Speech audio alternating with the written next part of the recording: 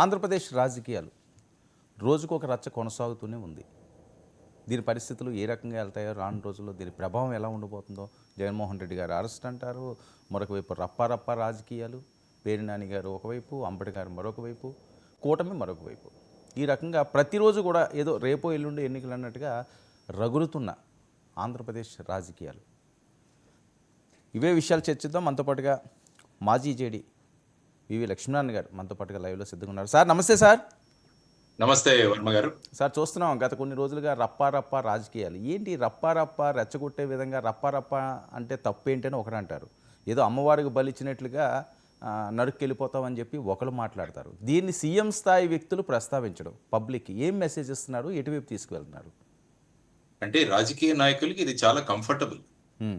ఎందుకంటే ప్రజలు మిగతా వాటి గురించి ఏవి ఆలోచించరు కాబట్టి ఈ డైలాగులు, ఒకరినొకరు ఎలా తిట్టుకున్నారు, ఈ రోజు ఏంటి లేటెస్ట్, వీటి గురించే మన చర్చలు జరుగుతున్నాయి. కాబట్టి ఈవెన్ టీవీ ఛానల్స్ లో కూడా చూస్తున్నాను నేను, ఎక్కడ కూడా గవర్నెన్స్ గురించి కానీ, ఏవైనా శాశ్వతంగా ఆంధ్రప్రదేశ్ను అభివృద్ధి చేయడానికి ఏవైనా జరుగుతున్నాయా, ఇటువంటివి చర్చలే జరగట్లేదు.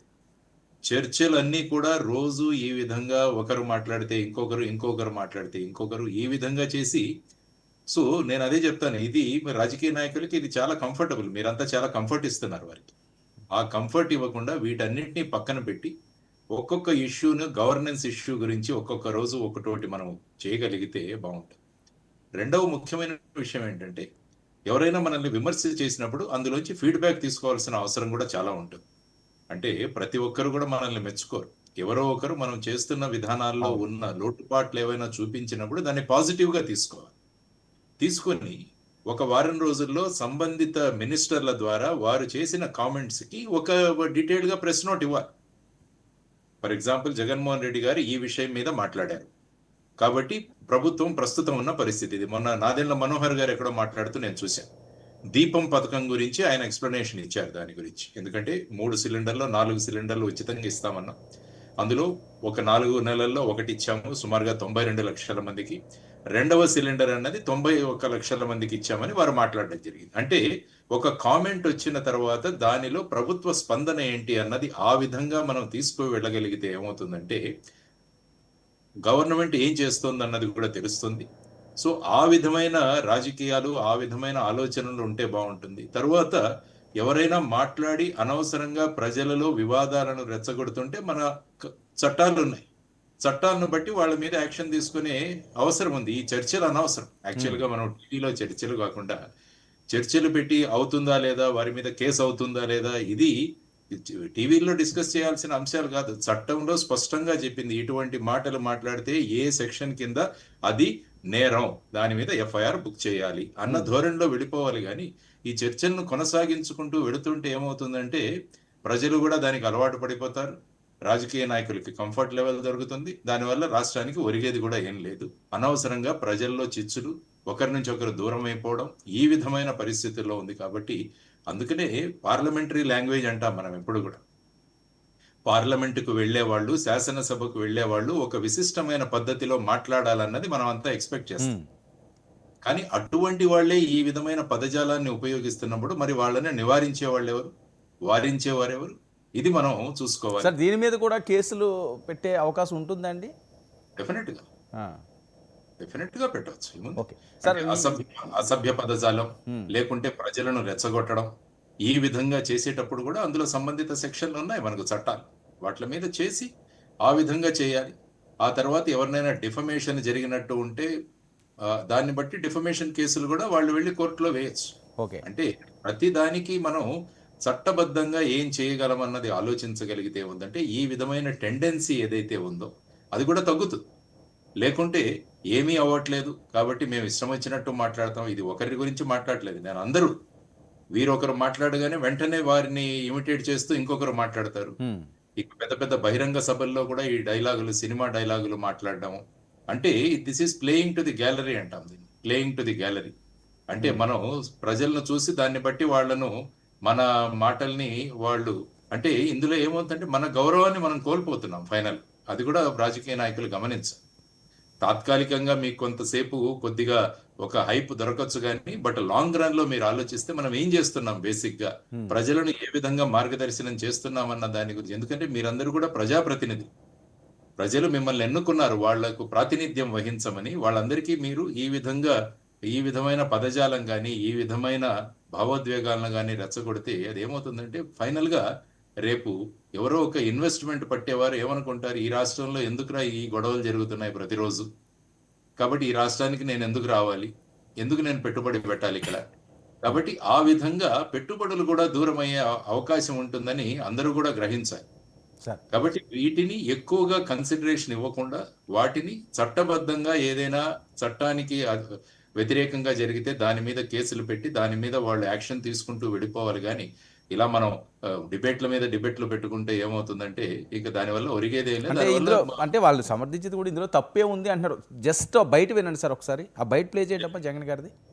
వేధించడం, సినిమా డైలాగుల్ని పోస్టర్లుగా పెట్టినందుకు ఇద్దరిని రిమాండ్కు పంపారు. సినిమా డైలాగులను పోస్టర్లుగా పెట్టినందుకు నేను అడుగుతా ఉన్నా, నీకు అంత కష్టంగా ఉంటే సెన్సార్ బోర్డులో దానికి ఎందుకు పర్మిషన్ ఇవ్వాలా? డైలాగులు తీసేయండి. ఇంకా బాలకృష్ణ సినిమాలు, ఆ పవన్ కళ్యాణ్ సినిమాలు చూస్తే ఇంకా పెద్ద పెద్ద డైలాగులు కనిపిస్తాయి. నాకు ఇప్పుడు ఇక్కడికి వచ్చి ఈ ప్రెస్ మీట్కి ముందు శ్రీహరి నాకు చూపించినట్టు కొన్ని డైలాగులు, ఆ సినిమా డైలాగులు, వాళ్ళ సినిమా డైలాగులు చూస్తే ఇంకా దారుణమైన డైలాగులు. నీకు డైలాగులు నచ్చకపోతే సెన్సార్లు తీసేయండి. సెన్సార్ బోర్డు ఎందుకు పర్మిషన్? సెన్సార్ బోర్డు ఉండేది ఎందుకు? అంతేగాని ఆ సినిమా డైలాగులు, సినిమా వచ్చిన తర్వాత, రిలీజ్ అయిన తర్వాత ఆ సినిమా డైలాగులు, ఆ సినిమాలో మంచి పాటలు ఉంటే ఆ మంచి పాటలు అవన్నీ న్యాచురల్గా ప్రసిద్ధి చెందుతాయి. ఆ సినిమాలో మంచి పాట ఏదైనా ఉంటే ఆ మంచి పాట పాడినా తప్పే అంటావు. ఆ సినిమాలో ఏదైనా మంచి డైలాగులు ఏదైనా వీళ్ళకి నచ్చితే ఆ నచ్చిన డైలాగులు వీళ్ళు పోస్టర్లుగా పెట్టినా తప్పే, వీళ్ళు మాట్లాడినా తప్పే, వాళ్ళు చేసిన యాక్షన్లు వీళ్ళు చేసినా తప్పే, వాళ్ళు ఇలా అన్నా తప్పే, వాళ్ళు ఇలా అన్నా తప్పే. ఎందుకు మరి సినిమాలు ఎందుకు తీస్తున్నారు స్వామి మీరు? ఆపేసేయండి, మూసేయండి. ప్రజాస్వామ్యంలో ఉన్నామా లేదా అన్నది నిజంగా ఆలోచన చేసుకోవాలి మనం అంతా. వీళ్ళకొచ్చే నష్టపోయింది. అదే సినిమా డైలాగులు రాసుకున్నాడు, పాట పాడితే పాడినాడు, డైలాగులు కొడితే కొట్టినాడు. వీళ్ళకొచ్చే నష్టమైంది అంటాను నేను. గుమ్మడికాయలు దొంగంటే భుజాలు తడుముకున్నట్టుగా ప్రతిదీ కూడా వాళ్ళు ఏమన్నా కానీ నిన్నే అన్నట్టుగా నువ్వెందుకు బాధపడతా ఉండవు? 131 మందికి నోటీసులు ఇచ్చినారు. 131 మందికి. రైట్ సార్, ఇది సార్ మాజీ సీఎం గారు. అంటే సినిమాల్లో దాని ప్రభావం గురించి ఆయన మాట్లాడారు. సినిమాల ప్రభావం, అందుకనే నేను ఎప్పుడే చెప్తుంటా, సినిమా ప్రభావం చాలా ఉంటుంది ప్రజల మీద. కానీ ఆ సినిమాలో ఏ సందర్భంగా డైలాగ్ వాడారన్నది, మిగతా వాళ్ళు ఏ సందర్భంగా వాడాలన్నది కూడా మనం ఆలోచించాలి. అవును, ఉద్దేశం ఏంటి దీని వెనక? అక్కడ ఒక సినిమా ఎంటర్టైన్మెంట్ కు వాడారు, కానీ ఇక్కడ ప్రజల్లో ఆ విధంగా చిచ్చు పెట్టడానికి ప్రయత్నాలు జరుగుతున్నాయా అన్నది మనం అన్వయించుకోవాలి. ఆ విధంగా అంటే వాళ్ళ ఇంటెన్షన్ ఏంటి ఆ విధంగా పెట్టడం అన్నది. కాబట్టి ప్రతిదానికి ఇర్రెస్పెక్టివ్ ఆఫ్ పార్టీస్, వాళ్ళు అపోజిషన్ లో ఉన్నారా లేకుంటే రూలింగ్ లో ఉన్నారా, ఎవరు అయినా కూడా చట్టం ఉల్లంఘిస్తే వాళ్ళ మీద రూల్ ఆఫ్ లా ప్రకారం కేసులు పెట్టడం మొదలవుతే ఏమవుతుందంటే ఇవన్నీ కూడా తగ్గుతాయి. లేకుంటే ఏమవుతుందంటే ప్రతిపక్షంలో ఉన్న వాళ్ళ మీద కేసులు, అదే రకమైన మాటలు పాలక పక్షం వాళ్ళు మాట్లాడితే పట్టుకుంటే ఏమవుతుందంటే మళ్ళా అదొక పెద్ద డిబేట్ గా మారుతుంది. ఆ తర్వాత వారు అన్నట్టు సెన్సార్ బోర్డు కూడా చాలా వాళ్ళ భూమిక కూడా మారాలి అన్నది చాలా ముఖ్యమైన విషయం. అంటే ఏ విధమైన వైలెన్స్ ఈ మధ్య సినిమాల్లో వస్తుందో, ఈ విధంగా అసభ్యకరమైన మాటలు, తర్వాత సీన్లు ఇవన్నీ కూడా చూపించడం జరుగుతుందో, వీటన్నిటి మీద ఖచ్చితంగా చర్యలు అయితే జరగాలి అన్నది మనం ఆలోచించాల్సిన అంశం. అందుకని నేను మెయిన్ పాయింట్ అంటే రూల్ ఆఫ్ లా, ఎవరు చట్టాన్ని అతిక్రమించినా వారి మీద కేసులు జరిగేటట్టు ఉంటే అప్పుడేమవుతుందంటే అందరూ కూడా సరిగా ప్రవర్తిస్తారు. అది మనం నేర్చుకోవాల్సిన అంశం. సార్ మరొక అంశం మీరు వినే ఉంటారు, కన్ను కొడితే పని అయిపోవాలని ఒక ఆయన అంటాడు, బోరుబావి అని ఇంకొక ఆయన అంటాడు. అసలు దీనికి అర్థాలు తీస్తే అసలు వినడానికి మాట్లాడడానికే చాలా ఇబ్బందికరంగా ఉంటుంది. వాటిని కూడా సమర్థించే పరిస్థితి, ఇంక ఏదన్నా సమర్థించకుండా వెళ్ళిపోదామండి. అంటే ఏమవుతుందంటే అదే అంటున్నాను నేను, మనవాడు ఏమన్నా కూడా అది కరెక్టే, ఎదుటివాడు అది అనగానే అదొక నేరం అవుతుంది. అది మనం చూస్తున్న విషయం. కాబట్టి బ్లైండ్ గా మన వాళ్ళు ఏదైనా చేసినా కూడా వాళ్ళను వారించాల్సిన బాధ్యత సంబంధిత పార్టీ యొక్క అధ్యక్షులు. ఈ విధంగా మాట్లాడడం తప్పు. ఈ విధంగా చేస్తే ప్రజల్లో మనకున్న అభిప్రాయం ఏదైతే ఉంటుందో అది పలుచబడే అవకాశం ఉంటుంది అని వారిని నియంత్రించాల్సిన బాధ్యత సంబంధిత పార్టీ అధ్యక్షులది. అది పాలకపక్షం కావచ్చు, లేకుంటే ప్రతిపక్షం కావచ్చు.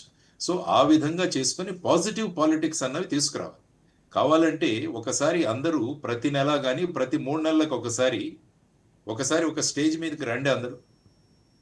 మీరు ఏ విధమైన అంశాలను లేవనెత్తనుకుంటున్నారో మీరు లేవనెత్తండి ప్రతిపక్షంగా. ఆ తర్వాత అధికార పక్షం నుంచి మీరు మాట్లాడండి. దానికోసం మన అసెంబ్లీ బ్రహ్మాండమైన వేదిక. ఈ విధమైన అంశాలను మాట్లాడడానికి అసెంబ్లీ వేదిక. కానీ అసెంబ్లీకి వెళ్ళము అని వీరు అంటున్నారు. మా దగ్గర 11 మందే ఉన్నారు, మాకు ప్రతిపక్ష నాయకుడి హోదా కల్పించట్లేదు కాబట్టి మేము వెళ్ళమంటున్నారు. యాక్చువల్గా మనం ప్రజలు ఎన్నుకుంది అసెంబ్లీకి వెళ్ళి అక్కడ ఈ విషయాలన్నీ చర్చించాలి. ప్రజలకు సంబంధించిన విషయాలన్నీ కూడా నిలదీసే అవకాశం ఉంటుంది. రూలింగ్ పార్టీని కానీ, రూలింగ్ డిస్పెన్సేషన్ కానీ, ప్రభుత్వాన్ని కానీ మనం అడిగే అవకాశం ఉంటుంది. ప్రశ్నల ద్వారా, చర్చల ద్వారా, పాయింట్ ఆఫ్ ఆర్డర్ లేవనెత్తడం ద్వారా, 0 ఓవర్లో మాట్లాడడం ద్వారా, వీటన్నిటి ద్వారా ఏమవుతుందంటే ఒక అవకాశం ఉంటుంది. కాబట్టి అక్కడికి వెళ్లకుండా మనం బయట స్టేజ్ మీద ఈ విధంగా మాట్లాడడం వల్ల ఏమీ ఉపయోగం ఉండదు. అనవసరంగా మన స్టేట్ కున్న బ్రాండ్ ఏదైతే ఉంటుందో బ్రాండ్ ఇమేజ్ తగ్గిపోతుంది. ఇది మనం గమనించాల్సిన అంశం. తాత్కాలికంగా అక్కడ బానే ఉంటుంది, ఆ డైలాగ్ బ్రహ్మాండంగా మాట్లాడారు అని చెప్పి మళ్ళా రీల్స్ తయారు చేసేవాళ్ళు, దాన్నే 10 సార్లు చూపించేవాళ్ళు, ఇవన్నీ కూడా ఉంటాయి, మనం చూస్తుంటాం.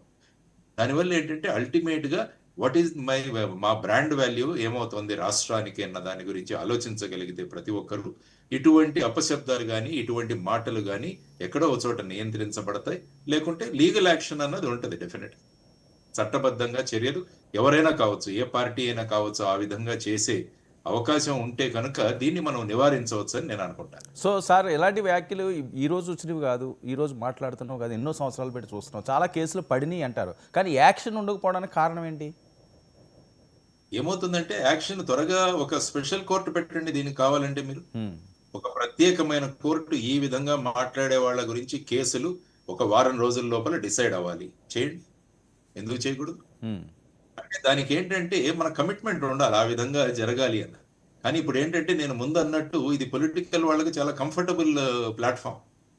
ఏమైనా మాట్లాడేసి దాని మీద చర్చలు జరుగుతూ ఉండడం ఏమీ ఇబ్బంది లేదు. కాబట్టి ఏంటంటే అధికార పక్షం కూడా ఏమవుతుంది, మేము మెయిన్ డెవలప్మెంటల్ ఇష్యూల గురించి మాట్లాడాల్సిన అవసరం లేదు, మా వాళ్ళు కూడా ఒక 4 మాట్లాడతారు ఈ విధమైన మాటలు, వీరు మాట్లాడతారు 4 ఈ విధమైన మాటలు. సో అల్టిమేట్ గా ఏమవుతుంది, గవర్నెన్స్ చర్చించబడట్లేదు కానీ రాజకీయాలే చర్చించబడుతుంది.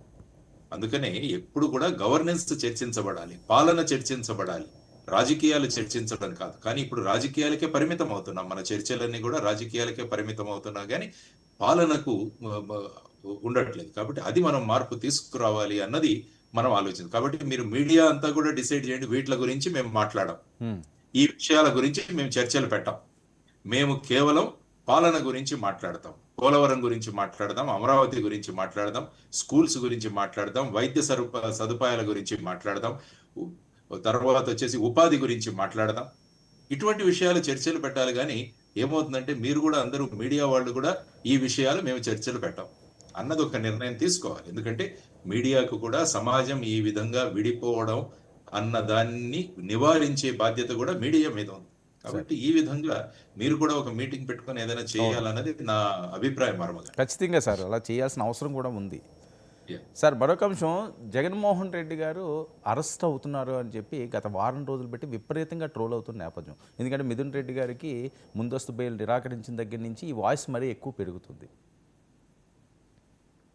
అంటే చట్టంలో ఎవరైనా నేరం చేసింటే వాళ్ళని అరెస్ట్ చేసే అధికారం పోలీసులకు ఉంటుంది. వాళ్లకు సంబంధించిన వ్యక్తుల మీద తగినంత సాక్ష్యాధారాలు ఉన్నప్పుడు వాళ్లను అరెస్ట్ చేసే అధికారం ఉంటుంది. కానీ ఇప్పుడు 7 సంవత్సరాల కన్నా తక్కువ శిక్ష ఉండే కేసుల్లో అరెస్ట్ చేసే వ్యవస్థ లేదు ఇప్పుడు ప్రస్తుతానికైతే. మనకు అందులో నోటీసులు ఇచ్చి వాళ్ళని పిలిచి వాళ్ళ యొక్క విధానాలను విచారించి ఇంకా వాళ్ళు ఫర్దర్ ఇంట్రాగేషన్ కావాలంటే కోర్టు పర్మిషన్ తో వాళ్ళని అరెస్ట్ చేయొచ్చు మనం అరెస్ట్ చేస్తే దాన్ని జస్టిఫై చేయాలి. సో ఈ విధమైన చర్చలు జరుగుతుంటాయి మామూలుగా. ఎందుకంటే ఇప్పుడు ప్రతి పార్టీ కూడా వాళ్ళు అత్యధికంగా ఖర్చు పెట్టేది వాళ్ళ సోషల్ మీడియా ఎస్టాబ్లిష్మెంట్. ప్రతి పార్టీ దగ్గర సోషల్ మీడియా అకౌంట్స్ ఉంటాయి, రకరకాల ఫేక్ అకౌంట్స్ ఉంటాయి. వీళ్ళందరూ చేసేది ఏంటంటే ఒక థీమ్ డిసైడ్ చేయబడుతుంది. ఆ థీమ్ డిసైడ్ అవగానే ఈ సోషల్ మీడియా వీళ్ళంతా కూడా యాక్టివేట్ అయిపోతారు, ఇక వాళ్ళు పంపిస్తూ ఉంటారు. మెసేజ్లు, తర్వాత ఈ విధమైన కామెంట్స్, దానివల్ల ఏమవుతుందంటే ఇరు వర్గాల సోషల్ మీడియాలు యాక్టివ్ ఉన్నాయి కాబట్టి ఒక సైడ్ నుంచి ఆయన అరెస్ట్ అంటూ ప్రచారం చేస్తారు, ఇంకొకరు వచ్చేసి వాళ్ళని తిడతారు మళ్ళా. సో ఈ విధమైన చర్చలతో మళ్ళా అక్కడే ఆగిపోతున్నాం మనం. చట్టంలో ఎవరైనా నేరం చేస్తే చట్టం తన పని తాను చేసుకొని పోవాలి అన్న ధోరణి మనకు అర్థమవుతే ఏమవుతుందంటే ఈ చర్చలు ఏమవుతాయన్న. కాబట్టి అరెస్ట్ అయితే ఆ తర్వాత ఎందుకు అరెస్ట్ చేశామన్న దాని గురించి కూడా పోలీసులు కోర్టులో చెప్పాలి. ఈ కారణం, నాకు అధికారం ఉందని నేను అరెస్ట్ చేసే అధికారం పోలీసులకు కూడా లేదు. నేను ఒక వ్యక్తి నాకు నచ్చలేదు అని చెప్పి ఆ వ్యక్తిని అరెస్ట్ చేసే అధికారం లేదు. ఆ వ్యక్తి చేసిన వ్యాఖ్యలు కానీ ఆయన చేసిన చర్యలు ఏవైతే ఉన్నాయో అవి చట్టపరంగా నేరం కాబట్టి వారి మీద నేను యాక్షన్ తీసుకుంటామని పోలీసులు నిర్ణయం తీసుకుంటారు. అది జరగాల్సింది. కాబట్టి ఇటువంటి చర్చలు జరుగుతూనే ఉంటాయి. So final